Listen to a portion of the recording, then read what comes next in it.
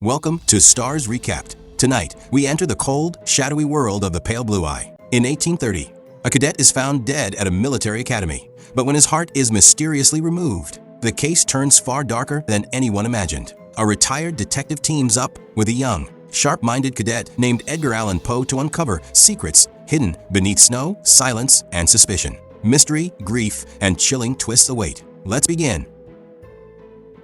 In the early hours of a cold morning, sometime around 1830, a grim discovery disturbs the silence of a lonely wilderness. Beyond a quiet river, in a stretch of land untouched by people, a lifeless body sways from the branch of an old tree. The wind moves gently, as if trying to whisper the secrets of what happened there. Not far from that haunting sight, a man named Augustus Landor kneels by the riverbank, calmly rinsing his hands in the icy water. He lives alone in a modest cottage built beside the same river. Once, he was a respected investigator, known for untangling the most complicated mysteries. Now retired, he spends his days in solitude, carrying memories heavier than any case he ever solved. His quiet life is interrupted when a group of officials from a nearby military academy arrive at his doorstep. Their faces are tense.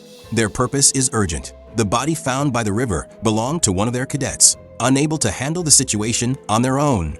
They have come seeking the only man they believe capable of uncovering the truth. During his years in service, Landor had earned admiration from the highest authorities in the city. His sharp mind and steady judgment made him a legend among officers. Because of this reputation, the Academy's captain personally escorts him to their grounds. Upon arrival, Landor is received with deep respect. The captain reveals that even the governor has approved the decision to bring him in, hoping his experience will bring clarity to the troubling case. Yet behind Landor's composed expression lies a wounded heart. Though he once triumphed over countless criminal puzzles, his personal life has been marked by sorrow. 3 years earlier, he lost his wife to death. Not long after, his daughter disappeared, running away with someone and leaving no trace behind. These losses carved a deep loneliness into his soul. Now, as he steps once more into the shadow of mystery, Landor is not just confronting a strange death in the wilderness.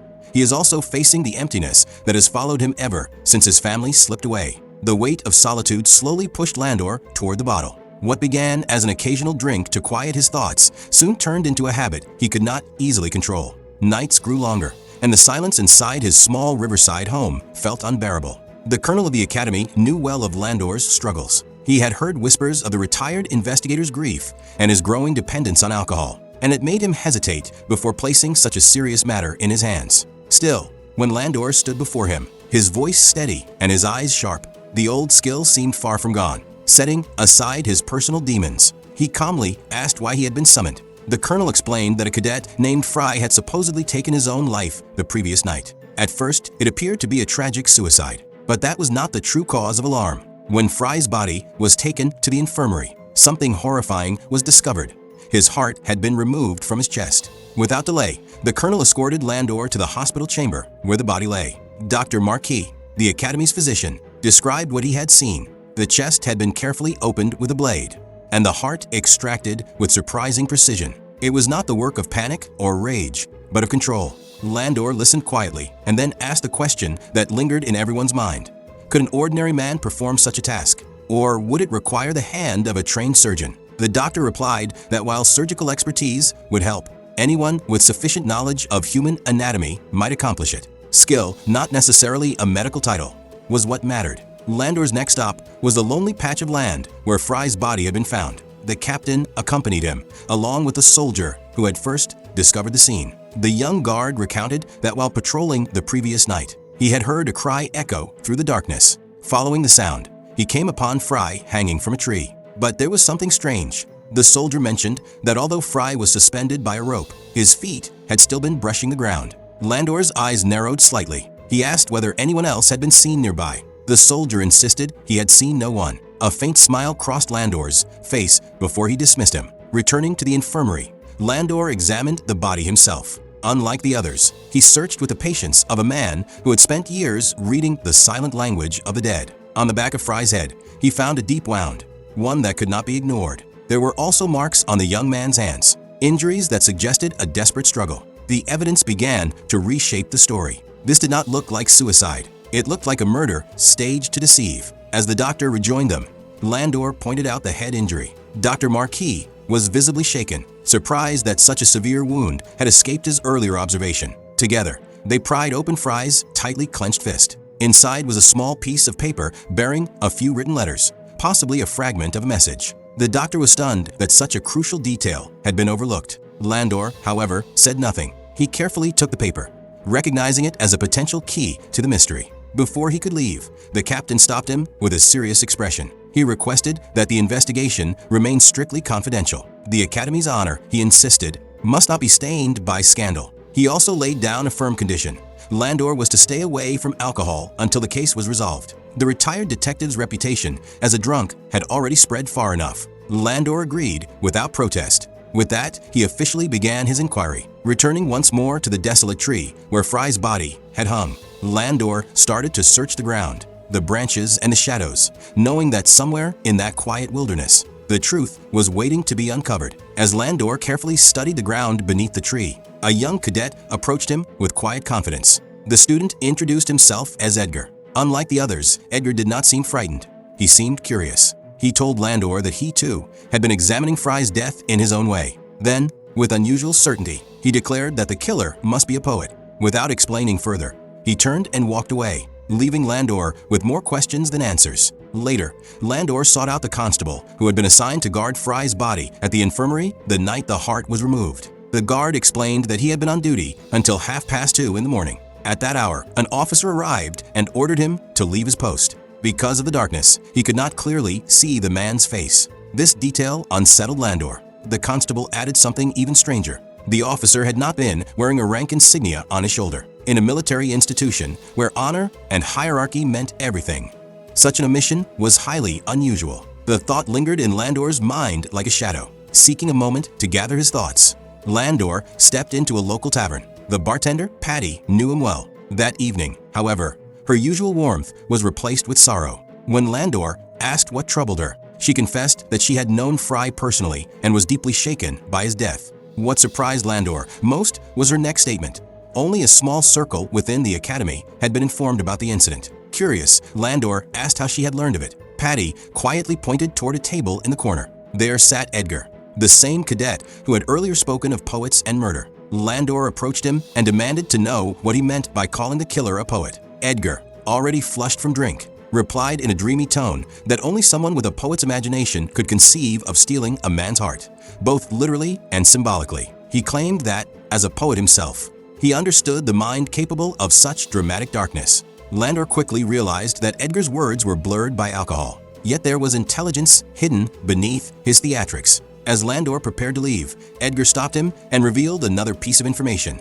Fry had recently quarreled with his roommate. No one knew what the dispute had been about. The following day, Landor and the captain summoned 2 cadets for questioning. One of them shared a room with Fry. When asked about the disagreement, the roommate downplayed it. He insisted it had not been serious. According to him, Fry had fallen under the influence of questionable companions, and he had merely tried to warn him. Their argument, he said, had been about that, nothing more. However, he claimed ignorance about who those so-called bad influences were. Fry had never revealed their names. After recording his statement, Landor dismissed him. Next came another cadet, Stoddard, reportedly the last person to see Fry alive. Stoddard explained that on the night of his death, Fry appeared nervous and in a rush, as though trying to avoid being noticed by senior officers. He had mentioned having urgent business, but gave no details. As he spoke, Stoddard's face grew pale, and his hands trembled slightly. Landor noticed the change immediately. Whether it was fear, illness, or guilt remained unclear. When Stoddard claimed he felt unwell, Landor allowed him to leave, though suspicion lingered in his mind. Just then, a messenger delivered troubling news to the captain. During the previous night, the hearts of a cow and a goat had been removed under mysterious circumstances. The pattern was unmistakable. The captain's patience snapped. Determined to prevent further horror, he ordered a complete lockdown of the academy. No one would enter or leave without permission. The walls of the institution, once symbols of discipline and pride, now felt like the boundaries of a prison, and somewhere within them, a calculating mind continued to move unseen.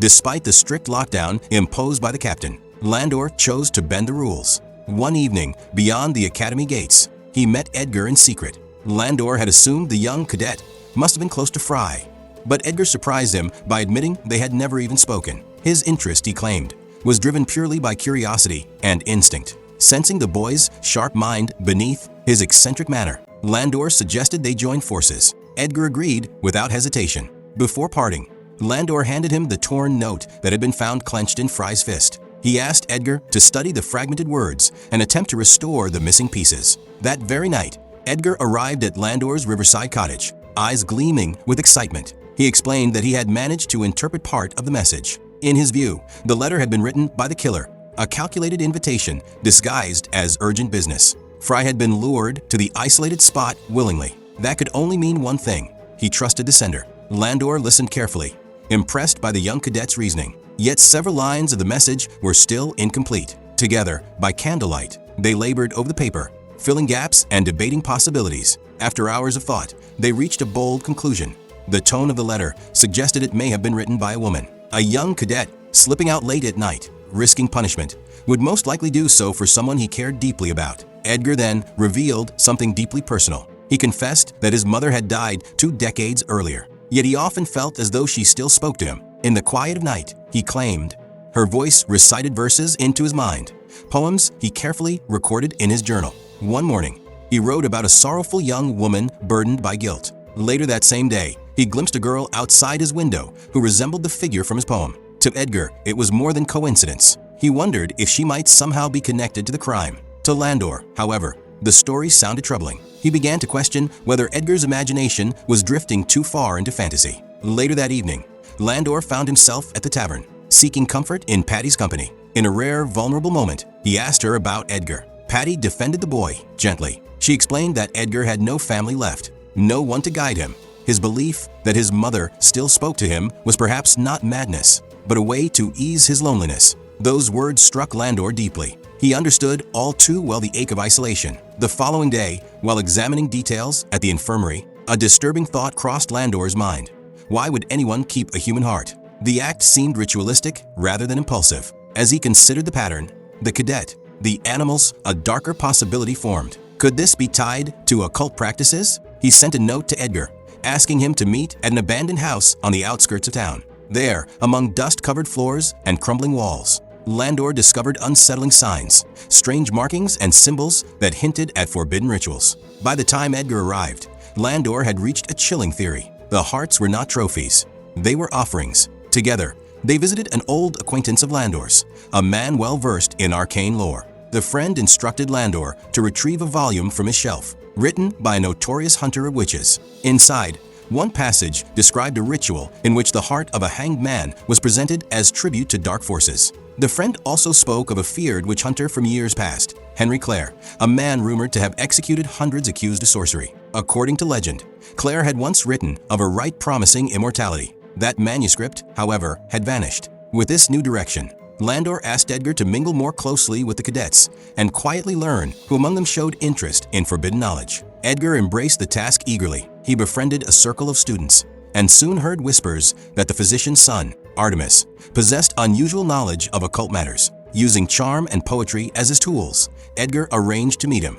Before long, Artemis invited Edgar to a private gathering. Edgar informed Landor of everything, and from that point onward, they began watching Artemis closely. At the gathering, Edgar impressed the guests with dramatic verses, winning their trust. Through casual conversation, he discovered that Artemis and his companion Bellinger had known Fry well. More importantly, Fry had once been in love with Artemis's sister, a relationship that had ended painfully. Meanwhile, that same night, Landor was jolted awake by the sound of quiet sobbing. Following the sound, he saw a figure in the dim light, his daughter, weeping softly. He reached toward her, overwhelmed with emotion. But in an instant, she was gone. The room fell silent. Landor stood alone, shaken by the vision. Since losing his daughter, such moments, half memory, half dream, had become cruel visitors in his life. And as the investigation deepened into darkness, so too did the shadows within his own heart. Morning mist hung low over the graveyard as Fry was laid to rest. The ceremony was quiet, heavy with grief. After the final prayers, Fry's mother approached Landor with trembling hands. She pressed a small leather-bound diary into his palm. Through tearful eyes, she said it had belonged to her son. Perhaps it contained something that could explain his final days. Back at his cottage, Landor opened the diary and quickly realized that nothing inside was written plainly. Every entry was disguised in symbols and coded phrases. It would take patience and time to unravel its meaning. Still, he began the slow, careful work of decoding it. Meanwhile, Edgar grew closer to Artemis's sister, Leah, the same young woman he believed he had glimpsed outside his window the morning he composed that strange poem. Drawn by curiosity and perhaps by destiny, Edgar arranged to meet her in a quiet, isolated place, intending to observe her carefully and search for any sign of guilt. But when he stood before her, suspicion faded into something softer. Leah's gentle manner and quiet beauty unsettled him in a way he had not expected. His investigation slowly turned into affection. Then, without warning, Leah collapsed. Her body convulsed violently, as if seized by an invisible force. Edgar panicked, helpless as she writhed on the ground. Just as suddenly as it began, the episode passed. Leah slowly regained her composure, as though nothing had happened. Elsewhere, after hours of relentless effort, Landor finally managed to break the code in Fry's diary. The hidden words revealed fragments of fear, secrecy, and meetings conducted in shadow. It was a breakthrough, but not yet a complete answer. That same night, as Edgar walked back from the academy grounds, an uneasy feeling crept over him. The path was dark, and though he sensed someone nearby, every glance into the shadows revealed nothing. Without warning, Bellinger lunged from the darkness. He grabbed Edgar and issued a blunt threat: stay away from Leah. Jealousy burned in his eyes. It was clear he harbored feelings for her himself and saw Edgar as a rival. Before the confrontation could escalate further, Landor appeared and forcefully intervened, striking Bellinger and driving him off. Edgar, shaken and furious, declared that if Bellinger ever interfered again, he would not hesitate to kill him. Landor quickly calmed the young cadet, reminding him that anger could only make matters worse. At dawn, troubling news reached Landor. The captain informed him that Bellinger was missing. A search party was organized immediately. Before long, their worst fears were confirmed. They found Bellinger suspended from a tree, eerily similar to Fry's fate. His chest had been opened and his heart removed. When the body was examined at the infirmary, Dr. Marquet delivered unsettling findings. Though the crime resembled Fry's murder, the incisions were different. The precision, the method, they did not match. Even more disturbing was the discovery that Bellinger had been mutilated in a way suggesting deliberate cruelty beyond the ritualistic removal of his heart. The conclusion was unavoidable. A different hand had committed this second killing. The colonel's patience snapped. Frustration boiled over as he confronted Landor, accusing him of failing to produce solid answers despite days of investigation. The academy was now gripped by fear, and with another brutal death added to the mystery, confidence in the retired investigator began to waver. And as suspicion thickened within the academy walls, Landor realized that the truth was growing more complex and more dangerous with each passing hour. Tension inside the academy continued to rise. One evening, the captain pulled Landor aside and spoke in a low, serious tone. He confessed that his suspicions had begun to center on Edgar. The previous night at dinner, Edgar had openly argued with Bellinger in front of several cadets. In his anger, he had even threatened to kill him. With Bellinger now dead, those words carried dangerous weight. Landor immediately defended the young cadet. He insisted that Edgar was emotional. Yes, impulsive at times, but not a murderer. Angry words spoken in the heat of the moment did not make a man capable of ritual killing. The captain then revealed something Landor had not known. The previous summer, Edgar had also quarreled with Fry. The colonel added that Edgar would likely have been arrested already if there had been even a shred of solid proof. This revelation struck Landor hard. Edgar had once told him clearly that he did not even know Fry. Why would he lie? Determined to confront him, Landor went straight to Edgar. He demanded the truth, his patience thinner than before. Edgar did not deny the past disputes. He admitted that since arriving at the academy, he had clashed with many students. His unusual appearance and eccentric personality had made him an easy target for ridicule. He fought often, but he insisted he never allowed hatred to take root inside him. He may have spoken in anger, but he had never wished death upon anyone. Listening closely, Landor searched the young man's eyes for deception. Instead, he saw hurt and honesty. Slowly, his belief in Edgar's innocence returned. Later that day, Dr. Marquis invited several people to his home for a formal dinner in memory of Bellinger. Both Landor and Edgar were among the guests. The evening began politely enough, but the atmosphere soon turned tense. Without warning, Artemis abandoned his manners and began speaking sharply to Landor. His tone carried accusation.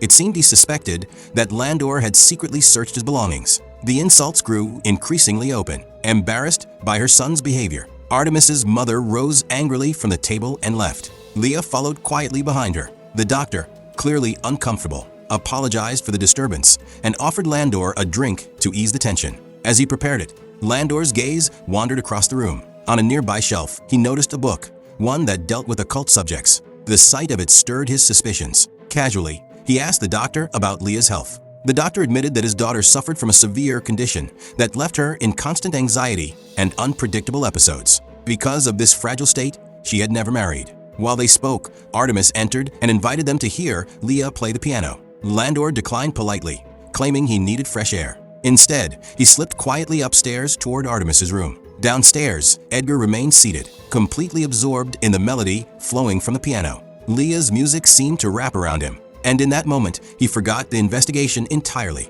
His feelings for her had grown deep, dangerously deep. For her, he felt capable of anything. Meanwhile, inside Artemis's chamber, Landor made a troubling discovery. Hanging inside the room was a coat without any rank insignia on its shoulder. A memory flashed in his mind. The guard at the infirmary had mentioned that the mysterious officer who dismissed him wore a coat just like that. Just then, Mrs. Marquis appeared at the doorway. She too seemed surprised to see the coat there. Landor carried it downstairs and confronted the doctor. The doctor claimed it had belonged to his deceased brother and insisted he had no idea how it had ended up in Artemis's room. Landor calmly stated where it had been found. Before Artemis could respond, the captain burst into the house with urgent news. Another cadet had vanished. The missing student was Stoddard, the same nervous boy who had been the last to see Fry alive and whose uneasy testimony had caught Landor's attention. The pattern was repeating, and the circle of suspicion was tightening. The moment news of Stoddard's disappearance reached them, Landor moved without delay. He accompanied the captain and several officers to search the missing cadet's quarters. Inside the room, there were no signs of struggle, no overturned furniture, no broken locks. Instead, something else caught Landor's attention. Stoddard's personal belongings were gone. Clothes, small possessions, even a few keepsakes had vanished. After carefully observing the space, Landor turned to the others and stated calmly that Stoddard had not been taken by force. He had fled. His reasoning was simple. A kidnapped man does not pack his things. Landor shared his theory. Fry, Bellinger, and Stoddard had likely been close companions. After witnessing the horrifying deaths of his two friends, Stoddard must have feared he would be next. Panic, not guilt, may have driven him to escape. However, suspicion within the academy had already begun to shift toward Artemis. The coat without rank insignia, found in his room, weighed heavily against him. Whispers spread quickly, yet Landor refused to act without undeniable proof. He requested more time from the colonel, determined to build a case based on evidence rather than fear. While tension thickened within the academy walls, Edgar sought out Leah once more. With sincerity in his voice, he recited a poem he had written for her. Leah listened quietly, her expression unreadable, and then invited him for a gentle walk away from the crowded grounds. Elsewhere, Landor paid another visit to his old acquaintance, the one knowledgeable in arcane matters. This time, he learned something far more disturbing. The author of the forbidden text on immortality, Henry L. Cleric, was not merely a scholar. He had been rumored to practice devil worship. The friend produced an old portrait of Cleric. The moment Landor saw the image, recognition struck him like lightning. He had seen that very face before. Without hesitation, he hurried to the doctor's residence. There, among the bookshelves and dim candlelight, he found confirmation.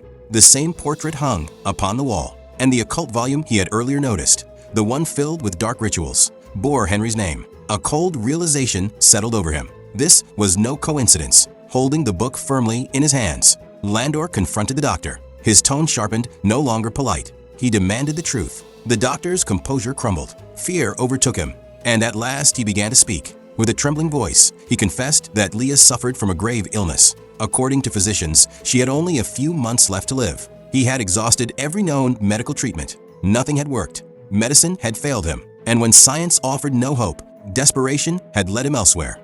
Desperation had pushed the doctor far beyond reason. He told Landor that one evening, Leah had come to him with shining eyes and a strange certainty. She claimed that their ancestor, Henry L. Cleric, had appeared to her in visions. According to her, he revealed a ritual that could free her from death itself. At first, the doctor dismissed it as a symptom of her illness. But when the ritual was attempted in secret, something unsettling happened. Leah's condition began to improve. Her strength returned little by little. The seizures grew less frequent. To a father who had already prepared himself to lose his child, It felt like a miracle. And so, blinded by hope, he allowed belief to replace reason. Soon, the entire family became involved in continuing the ritual. As the doctor confessed this to Landor, events were already unfolding elsewhere. In an abandoned house outside the city, Leah stood before a crude altar. Edgar lay unconscious nearby. Her mother and brother stood beside her, fully committed to the dark ceremony. Fry's stolen heart had already been offered.